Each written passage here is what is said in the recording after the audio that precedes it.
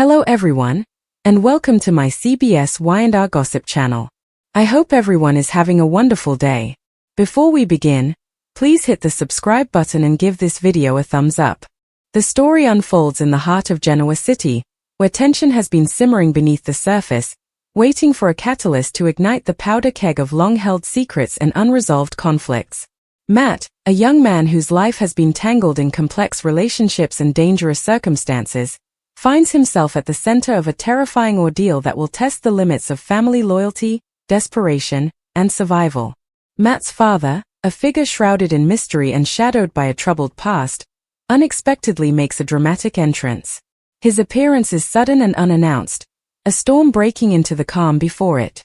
The urgency in his eyes reveals a man driven by a fierce determination to protect his son at any cost, no matter how extreme or morally ambiguous. As the tension escalates, Matt is caught in a perilous situation, surrounded by people whose intentions are unclear, and whose presence poses a threat to his safety. With calculated resolve, Matt's father acts swiftly, seizing control of the environment to ensure his son's survival. The decision to lock everyone inside the building is one of desperation, a ruthless tactic born out of a desire to shield Matt from harm, but one that simultaneously places innocent lives in grave danger. The flames begin to lick at the edges of the structure, fueled by a combination of accelerants and the chaotic energy of the moment. The fire spreads rapidly, turning the building into a blazing inferno that consumes everything in its path.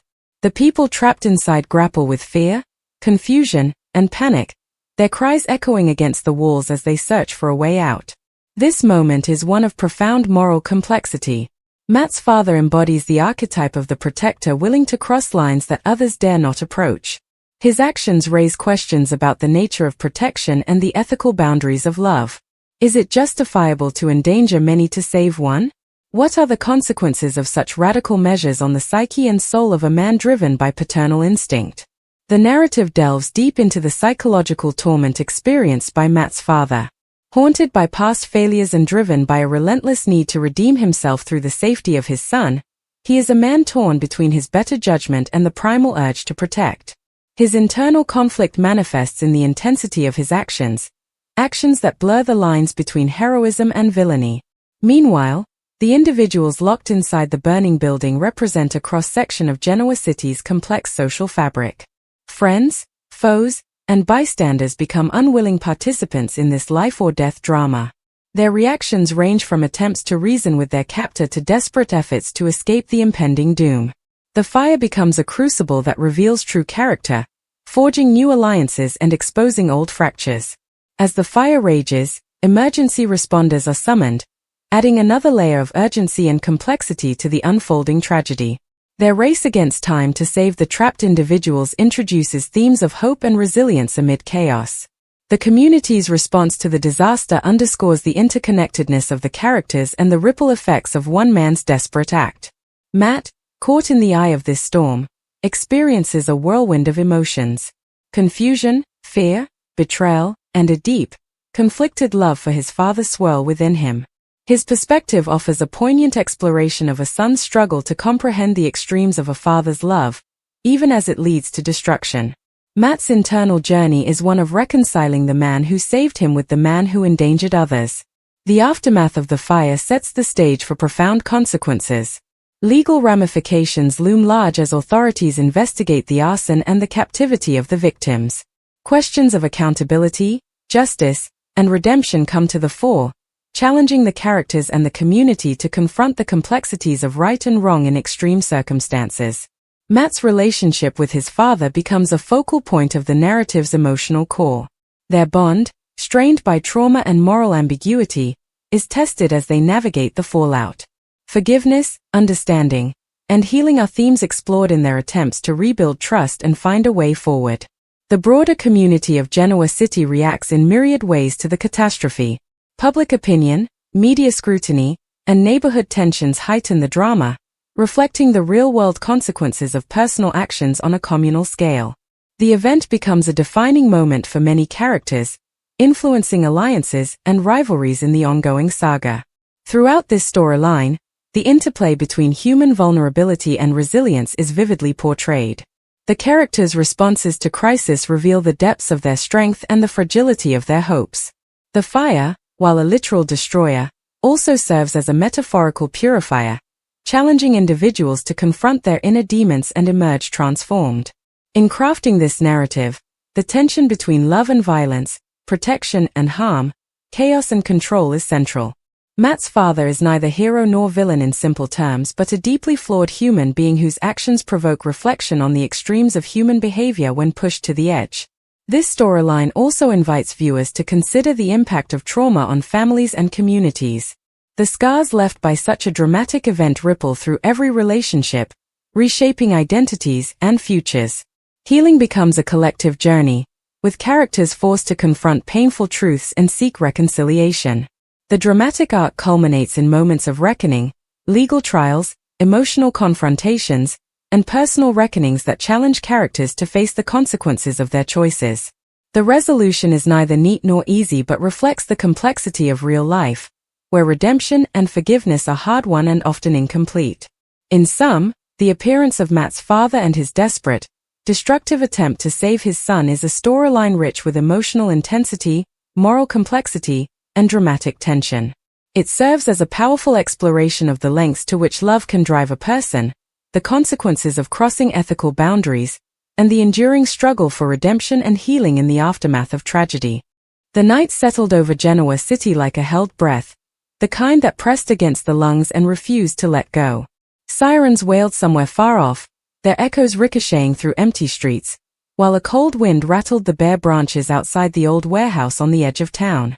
Inside, the air was thick with dust, oil, and fear. Matt lay slumped against a steel support beam, wrists bound behind his back with coarse rope that cut into his skin. Blood trickled from a gash above his eyebrow, blurring his vision. Every inhale burned, every exhale came with the coppery taste of panic. Around him, others were tied to chairs or pipes, faces he recognized too well, enemies and allies alike, all trapped by the same cruel twist of fate. Victor Newman stood rigid near the center of the room, jaw set, eyes sharp despite the bruises darkening his cheek. Nikki sat a few feet away, her posture straight but her hands trembling. Phyllis paced as much as the ropes allowed, fury flashing in her eyes even as fear crept in. Jack Abbott leaned forward, testing his restraints with quiet determination. This wasn't the first time Genoa City's power players had found themselves in danger, but something about this felt different. Final. The man responsible circled them slowly, boots echoing against concrete. He smiled as he spoke, savoring every syllable. He talked about justice, about debts owed and sins unpunished. He talked about fire. Matt tried to focus, to block out the taunts, but his thoughts kept drifting to one impossible question. Where was his father? Matt had grown up believing his father was dead. Or worse, that he had abandoned him. The truth had always been wrapped in half-answers and silence, a ghost story told in whispers. His mother had said only that the man was dangerous, that loving him meant risking everything. Matt had spent years trying to forget, trying to become someone strong on his own. Tonight, bound and bleeding, he wished with a desperation that surprised him that the stories weren't true, that somewhere, somehow, his father might still be watching. The captor stopped near a row of red gas cans stacked against the wall. He lifted one, shaking it slightly so the liquid sloshed inside. The sound seemed impossibly loud. You all thought you were untouchable, he said. Power, money, influence. But tonight, you'll learn what it feels like to be helpless.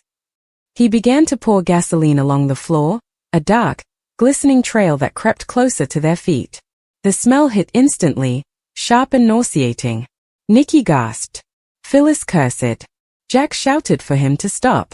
Victor said nothing, but his eyes tracked every movement, calculating even now. Matt's heart hammered. He strained against the ropes until his shoulders screamed, but they held fast. His vision tunneled, panic rising like a tide. He closed his eyes, fighting the urge to scream. Then, from somewhere beyond the warehouse walls, came the low growl of an engine. At first, no one noticed. The captor continued his grim ritual, humming under his breath as he worked. The engine sound grew louder, closer, followed by the crunch of gravel and the sudden, violent crash of metal slamming into metal. The warehouse doors burst inward with an explosion of sparks and twisted steel. The captor spun around, shock flashing across his face as headlights flooded the room. A black SUV had plowed straight through the doors, coming to a screeching halt just feet from the captives. For a heartbeat, everything froze. Then a man stepped out of the vehicle. He moved with the confidence of someone who knew exactly what he was doing, every motion precise and controlled. Tall, broad-shouldered, his dark coat hung open, revealing a holstered weapon at his side. His hair was streaked with gray, his face lined not with age but with experience. His eyes, sharp and intense, swept the room in a single glance, taking in the danger, the captives, the gasoline on the floor. Matt's breath caught. He knew that face. Even through years of absence and unanswered questions, even through old photographs and fading memories, he knew it. "Dad," he whispered, the word tearing from his chest. The man's gaze locked onto Matt, and for just a fraction of a second, the iron control cracked. Something raw and fierce flashed in his eyes. "Hang on, son," he said, voice low but steady. "I've got you." The captor recovered first. He reached for his weapon, but Matt's father was faster. In one fluid motion, he drew his gun and fired, the shot echoing like thunder. The bullet shattered the captor's hand, sending his weapon skidding across the floor. Chaos erupted. Matt's father moved with brutal efficiency, crossing the distance in seconds. He struck the captor hard, knocking him to the ground, then kicked the gas can away. The gasoline spilled harmlessly across the concrete, soaking into dust instead of flames. "You don't get to touch my son," he said coldly. "Or anyone else in this room." The captor laughed, even as he bled. "Too late," he rasped. "You're all locked in. No one's getting out." Matt's father's eyes flicked to the walls, to the heavy steel doors, to the chains bolted from the outside. He nodded once, as if confirming something he already knew. "Maybe not the way you planned," he replied. He turned, moving quickly to the captives. With a knife from his boot, he began cutting ropes, starting with Matt. As the bindings fell away, Matt nearly collapsed, his numb legs buckling. His father caught him, steadying him with a firm grip. "Easy," he murmured. "I've got you." For a moment, the world narrowed to that touch. Matt stared up at the man he'd spent his life wondering about, anger and relief and love colliding in his chest. "You came," Matt said, voice breaking. "I always planned to," his father answered. "I was just waiting for the right moment." Around them, the others were freed one by one. Victor immediately took charge, barking orders, assessing exits. Jack helped Nikki to her feet.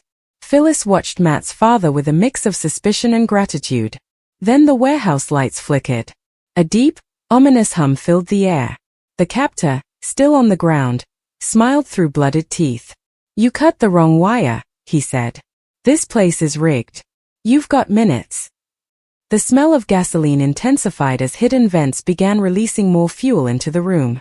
Somewhere above, flames ignited, crawling along the ceiling like living things. Matt's father swore under his breath. "Everyone to the SUV," he commanded. "Now." They moved as fast as they could, but the fire spread quickly, blocking their path. The heat became unbearable, smoke thickening with every second. The captor laughed again, a harsh, broken sound. "If I'm going down," he said, "I'm taking you all with me." Matt's father stopped. He looked at the flames, then at the captor, then at his son. "Get them out," he said to Victor. "I'll handle this." Victor hesitated, pride and caution warring on his face. "You'll die in here," he said. "Not tonight," Matt's father replied. "Go." As Victor ushered the others toward a side exit revealed by the crash, Matt grabbed his father's arm. "I'm not leaving you," he said.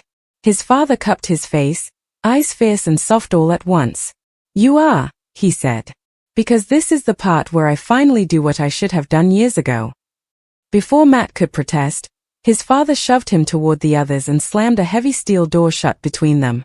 Matt pounded on the door, shouting, tears streaming down his face as the heat intensified on the other side.